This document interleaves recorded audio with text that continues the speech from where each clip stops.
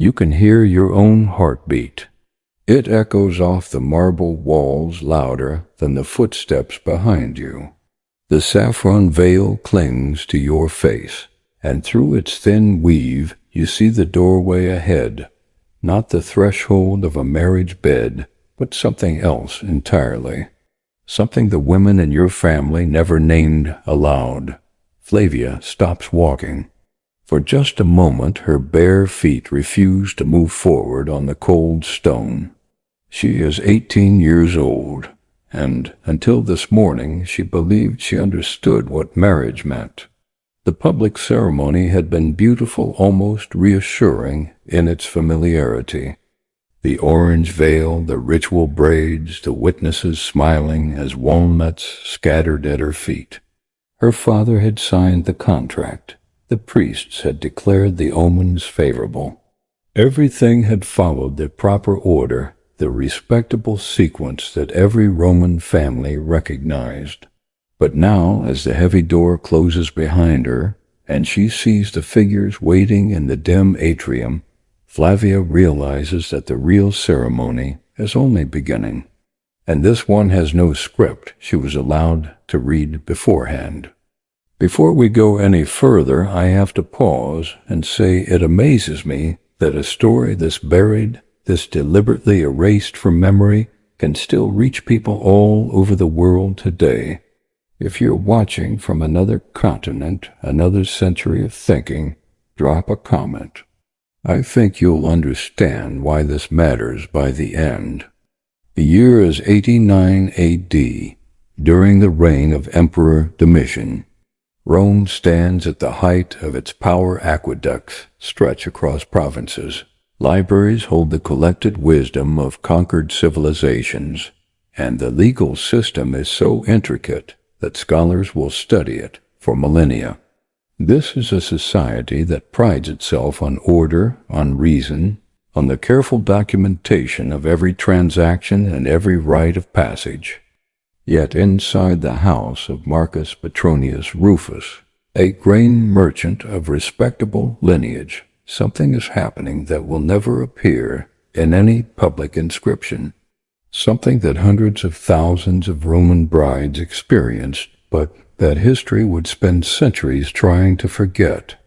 The paradox is almost unbearable. How could the same culture that gave us philosophy and engineering also create a wedding night that required medical witnesses, legal verification, and a ritual so disturbing that even ancient writers struggled to describe it plainly? The answer lies in what Flavia is about to face, and in understanding why her mother wept that morning, not from sentiment, but from memory. The atrium is larger than she expected, and far more crowded. Flavia had imagined privacy, perhaps a quiet moment with her new husband, to ease the strangeness of suddenly sharing a life with a man she had met only 3 times. Instead, 7 people stand arranged around the room like pieces on a game board, each one serving a specific function in a ritual that predates anyone's memory of its origin. To her right stands the pronuba, the matron assigned to guide brides through the sacred rites. Her face shows neither kindness nor cruelty, only the weathered patience of someone who has witnessed this scene dozens, perhaps hundreds of times. She wears dark robes and holds her hands clasped at her waist with ritual formality. Beside her, a priest murmurs prayers in archaic Latin, words so old their meanings have calcified into pure tradition. In the corner, 3 enslaved women wait with ceramic jars and folded linen cloths. Their eyes are lowered. They have learned to see everything while being seen as nothing. Against the far wall sits a man Flavia doesn't recognize, older, with a leather bag resting at his feet. His presence makes her skin prickle with unease. She will learn soon enough that he is a physician, though his role tonight has nothing to do with healing. He is here to document, to verify, to serve as an instrument of the law rather than medicine. His gaze, when it lands on her, is not unkind. It is worse than that. It is neutral, professional, the look of someone appraising livestock or checking the quality of imported grain. But what draws Flavia's attention most intensely is the object in the center of the room, covered by a heavy cloth that reaches nearly to the floor.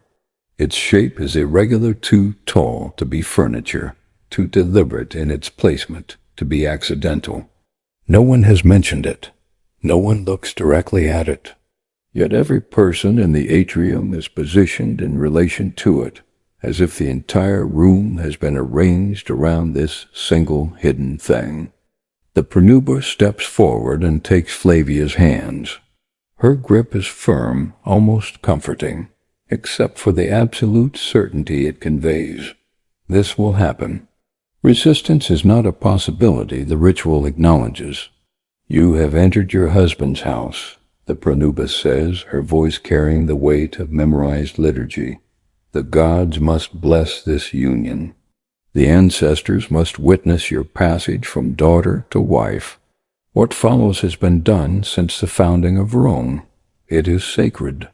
It is law. It is the foundation of family and state. Flavia wants to ask what exactly will follow, but her throat has closed.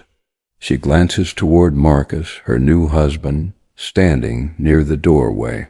He looks pale, nervous, not with anticipation, but with something closer to dread. For a brief moment their eyes meet, and she sees in his face the uncomfortable truth. He doesn't want to be here either. He is as trapped by expectation as she is, though his cage has different dimensions. The pronuba releases Flavia's hands and gestures toward the covered object. The room falls into a silence so complete that Flavia can hear the oil lamps flickering. You must first greet Mutinus Tutunus, the pronuba says, and there is something in her voice now, not reverence exactly, but a careful pronunciation, as if speaking the name requires precision. He is the god of conjugal beginnings. Without his blessing, no marriage can be properly consummated. Without his preparation, a wife cannot fulfill her duties. Flavia has heard whispers of this name before. Once, at a distant cousin's wedding, she heard two older women mention the god of the threshold, before falling abruptly silent when they noticed girls listening nearby. Another time, her mother had started to explain something about the old rites before her voice trailed off into an unfinished warning. When your time comes, you will understand that some traditions are not traditions at all. They are simply what happens. Now, as the pronuba walks toward the covered shape, Flavia understands with sickening clarity that her mother's tears this morning were not about losing a daughter. They were about remembering her own wedding night 30 years earlier, about knowing that history was about to repeat itself and being powerless to stop it. The pronuba grips the edge of the cloth.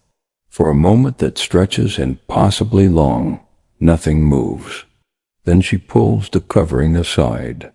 The wooden figure stands nearly chest-high, carved from dark, polished wood that gleams in the lamplight. Its shape is unmistakable, exaggerated, deliberate, impossible to misinterpret.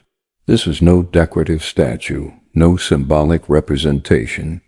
It is a phallus, massive and upright, carved with anatomical precision and mounted on a wooden base. The craftsmanship is excellent. Someone spent considerable time ensuring that every detail was accurate, that the proportions were not merely suggestive, but explicit. Mutinus Tutunus, the god whose existence the Romans acknowledged but rarely depicted in public spaces, the god whose worship made even pagan scholars uncomfortable. Centuries from now, St. Augustine will write about this ritual with such fury that he can barely force himself to describe it.